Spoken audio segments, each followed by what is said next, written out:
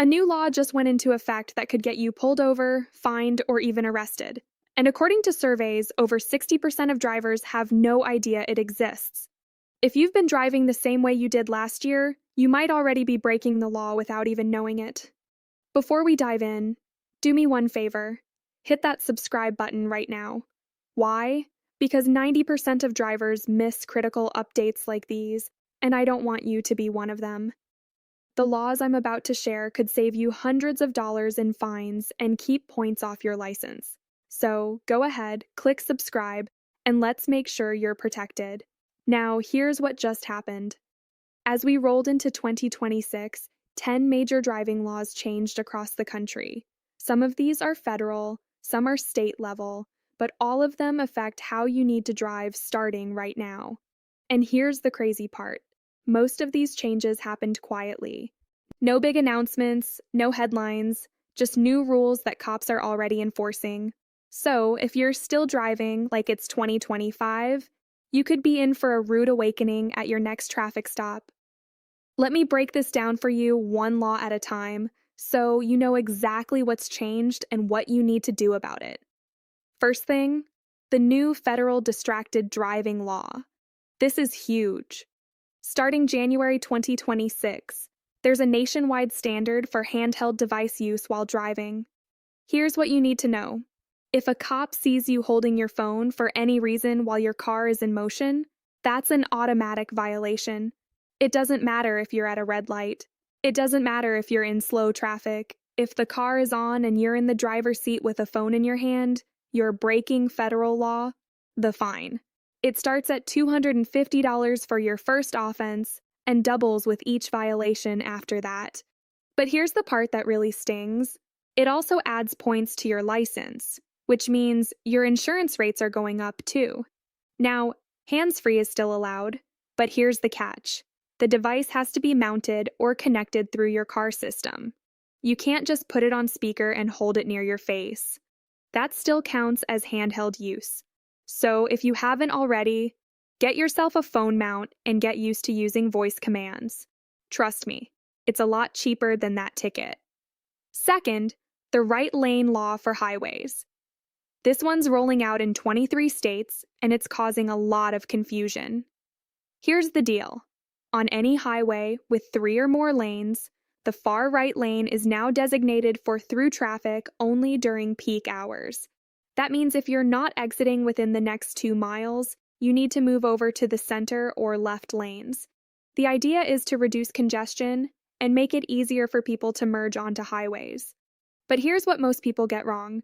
They think this applies all the time. It doesn't. Check your state's specific rules because in most places, this only applies during morning and evening rush hours. Outside those times, you can use the right lane like normal. Violation of this law can result in a fine between $150 and $300, depending on where you are. And yes, cops are watching for this. I've already seen multiple reports of enforcement starting in February. Third, the new speed camera notification requirement. Now, this is where it gets interesting. You know those speed cameras that have been popping up everywhere?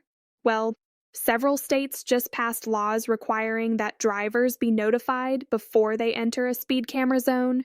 We're talking about clear signage at least 500 FT before the camera.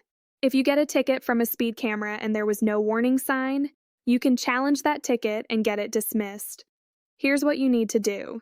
If you receive a speed camera ticket in the mail, go back to that location if you can and take photos.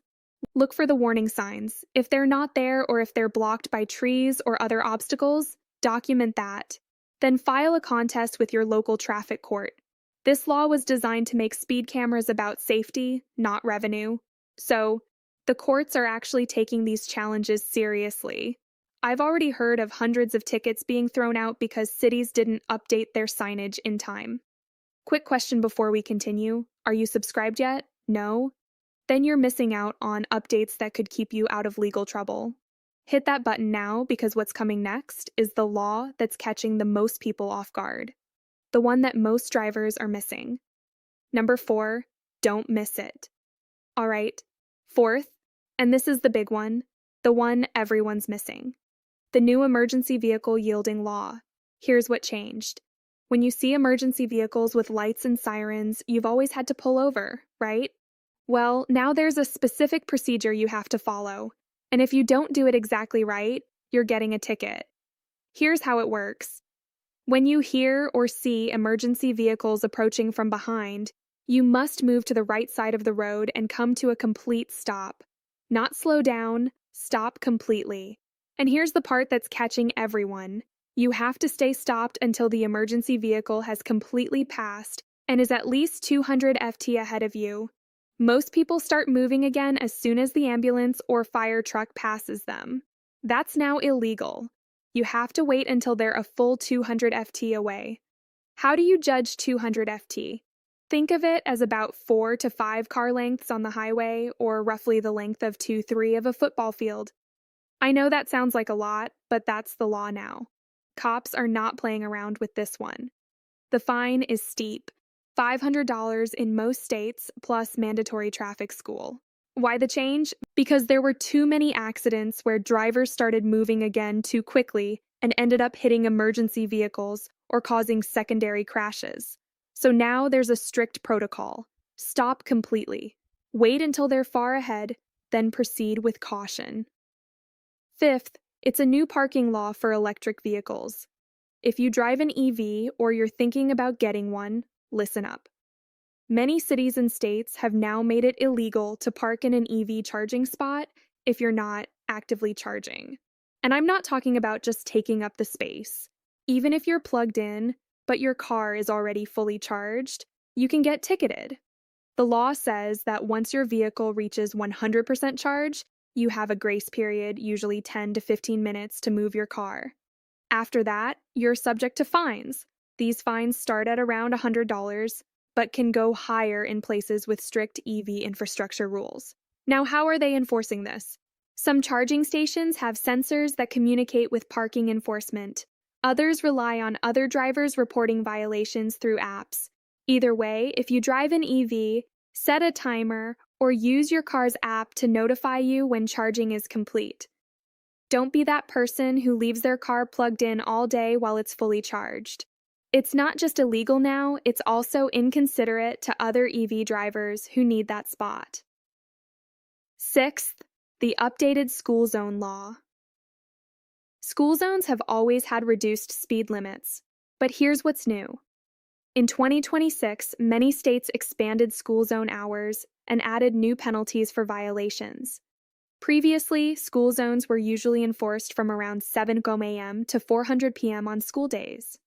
Now, in many places, those hours have been extended to include before and after school programs, which can mean enforcement from as early as 6:00 a.m. to as late as 6:00 p.m. And here's the kicker. The fines have doubled. If you're caught speeding in a school zone, you're looking at fines starting at $500 plus mandatory points on your license. Some states have even made it a criminal offense if you're going more than 15 mph over the school zone limit. That means potential jail time, not just a fine.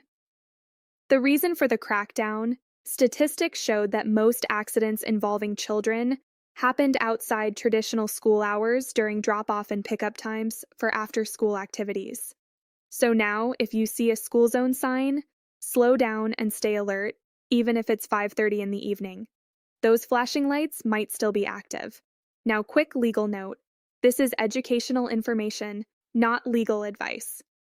Always consult an attorney or check with your local DMV for your specific situation, because traffic laws can vary significantly from state to state.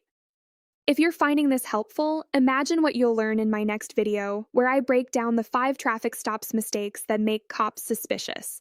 Subscribe so you don't miss it, because that information could save you from a search or even an arrest. 7th, the new dash cam and recording law. This one's interesting because it varies a lot by state, but the trend is clear. Several states have now passed laws that explicitly allow drivers to record traffic stops and police interactions from their dash cams without penalty. But here's what you need to know. While recording is allowed, there are rules about how you can use that footage. In most states, you can use dash cam footage to defend yourself in traffic court. but you cannot post it on social media without blurring faces and license plates of other people unless you have their consent. If you do, you could be sued for violating privacy laws. The penalties vary, but civil lawsuits can cost you thousands of dollars. So if you have a dash cam, and honestly, you should make sure you understand your state's rules about recording and sharing footage. Use it to protect yourself in court, but be smart about how you share it online. Eighth, the new DUI law involving cannabis. As more states have legalized marijuana, the laws around driving under the influence have gotten stricter and more specific. In 2026, several states have implemented per se limits for THC in your bloodstream, similar to the 0.08% blood alcohol limit for alcohol.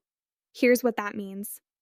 If you're pulled over and a blood test shows THC above a certain level, usually 5 nanogs per milliliter, you can be charged with DUI, even if you don't appear impaired. And here's the tricky part. THC stays in your system much longer than alcohol.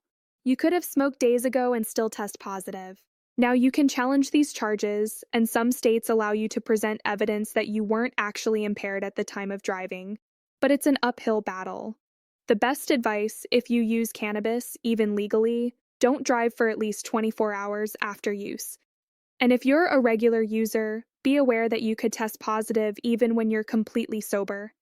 It's not fair, but that's the reality of how these laws are written right now. Ninth, the new teen driver law. If you have teenagers who are driving or about to get their license, this one's for you. Several states have now extended the restrictions on teen drivers, even after they get their full license. Here's what changed. In many states, drivers under 18 now face a mandatory nighttime curfew, even with a full license. That means no driving between 11 p.m. and 5 a.m. unless they're going to or from work, a school event, or a family emergency. And they have to carry proof of where they're going. If they're pulled over during curfew hours without a valid reason, the ticket goes to the parents and it can be expensive, $300 or more for a first offense. Additionally, passenger restrictions have been tightened. Some states now limit teen drivers to 1 non-family passenger under 21, even after they've had their license for over a year. The reason teen driver accidents happen most often late at night, with multiple passengers in the car. So, if you're a parent, make sure your teen knows these rules. And if you're a teen driver watching this, understand that these laws are designed to keep you safe, even if they feel restrictive. Hey, 73% of people watching right now aren't subscribed. Don't be part of that group. Join the 50,000 drivers who get these updates first. Click subscribe because laws keep changing and you need to stay informed. 10th, the new autonomous vehicle law. Even if you don't own a self-driving car, this law affects you. In 2026, multiple states have passed regulations that clarify what happens when an autonomous vehicle is involved in an accident. Here's the bottom line. If you're hit by a self-driving car, the liability now falls on the company that made the autonomous system, not the person sitting in the driver's seat. But here's the catch. That only applies if the car was in full autonomous mode at the time of the accident.